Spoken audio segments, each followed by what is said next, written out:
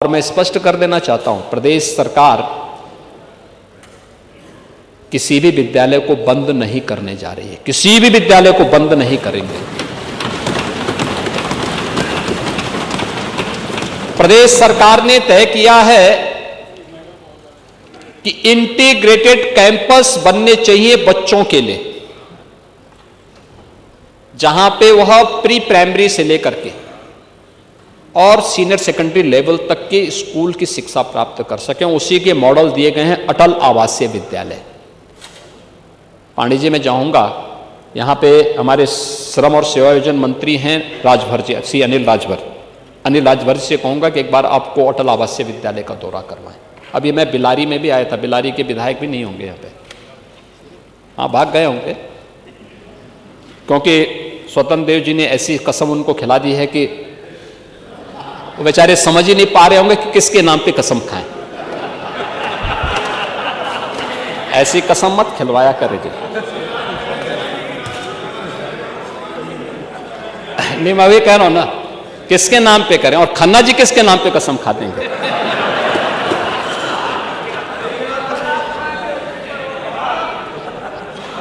ये स्थिति है, ऐसा मत किया करिए भाई। आप तो घर में जो है, आप पता नहीं किन स्थितियों में रहते होंगे, लेकिन खन्ना जी के बारे में और कम से कम हमारे ये फहीम इरफान के बारे में तो आपको सोचना चाहिए। वो बेचारा भी अपनी किस्मत को कोस रहा होगा कि आपने ऐसी कसम खिला दी। मैं बिलारी में गया था अटल आवासीय विद्यालय का उद्घाटन करने के लिए। आप देखिए ना उन बच्चों की। आप अपने बच्चों को तो विदेशों में भेजते हैं पढ़ने के लिए, श्रमिकों के बच्चों के विद्यालय को बंद करते थे, उनके लिए कोई सुविधा नहीं देते थे। आज श्रमिकों के बच्चों के लिए, निराश्रित हो चुके बच्चों के लिए अटल आवासीय विद्यालय हम बना चुके हैं। और यही नहीं बना रहे हैं, कैंपस जो हम बनाने जा रहे हैं, अभी सीएम अभ्युदय विद्यालय, पीएम श्री विद्यालय और सीएम कंपोजिट विद्यालय एक मॉडल बनने जा रहे हैं। कस्तूरबा गांधी विद्यालयों को भी अपग्रेड किया गया। 8वीं तक थे, गरीब परिवारों की बच्चियां पढ़ती थी, 12वीं तक की बच्चियां उसी कैंपस में पढ़ेंगी। सभी प्रकार की सुविधाओं को वहां पर सरकार ने उपलब्ध करवा दिया है। ये भी वहां पे उपलब्ध कराई गई। और 29,000 से अधिक जिन विद्यालयों की बात कर रहे हैं, 27,000 विद्यालय हैं, 27,000 विद्यालयों को हमने स्वेच्छा से इस बात के लिए कहा कि जो विद्यालय चाहेंगे, 50 से कम छात्र हैं तो 1 किलोमीटर के दायरे में, 1 किलोमीटर का दायरा बहुत लंबा नहीं होता। पांडे जी, आप 4-4 किलोमीटर जाते थे, क्यों बच्चों के भविष्य के साथ खिलवाड़ कर रहे हैं?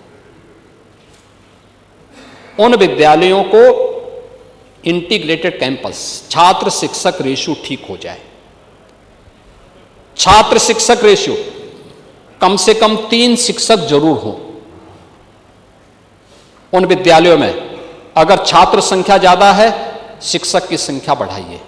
हमने इस बात को कहा है कि 22 छात्रों पे 1 शिक्षक की उपस्थिति जरूर हो, यह अनिवार्य किया जाए। और बाकी जगह खाली होती हैं, अधियाचन भेजिए, हम आयोग के माध्यम से नई भर्ती करवाएंगे। शिक्षा आयोग नई भर्ती करेगा और ये समय पे होना चाहिए। लेकिन 3 से 6 वर्ष तक के राष्ट्रीय शिक्षा नीति के अंतर्गत, और ऐसा नहीं कि स्कूल पेयरिंग की स्थिति केवल यूपी के अंदर हो रही है, हिमाचल में हुई, कांग्रेस ने हल्ला नहीं किया। कर्नाटक में हुआ, कांग्रेस ने हल्ला नहीं किया। अन्य राज्यों में हुआ, कहीं हो हल्ला नहीं हुआ। यूपी में हम कर रहे हैं कि नहीं, अच्छा कैंपस मिलना चाहिए, छात्र शिक्षक रेशियो ठीक होना चाहिए, शिक्षा की गुणवत्ता पे ध्यान दिया जाना चाहिए, क्योंकि जब छात्रों पे विशेष ध्यान देना है तब उन बच्चों के लिए शिक्षक उपलब्ध ना हो। क्या स्थिति है? कहां आप देश के भविष्य के साथ खिलवाड़ करेंगे? ऐसा नहीं कि पिछले 8 वर्ष में जो परिवर्तन किए गए इसके परिणाम, आज नीति आयोग इसको स्वीकार करता है,